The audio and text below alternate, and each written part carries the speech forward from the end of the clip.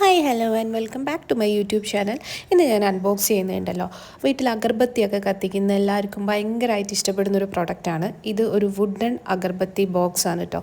മീഷോയിൽ നിന്ന് വാങ്ങിയിട്ടുള്ളതാണ്. ഞാൻ ഓർഡർ ചെയ്തപ്പം ഈ ഒരു ക്വാളിറ്റി പ്രതീക്ഷിച്ചില്ല.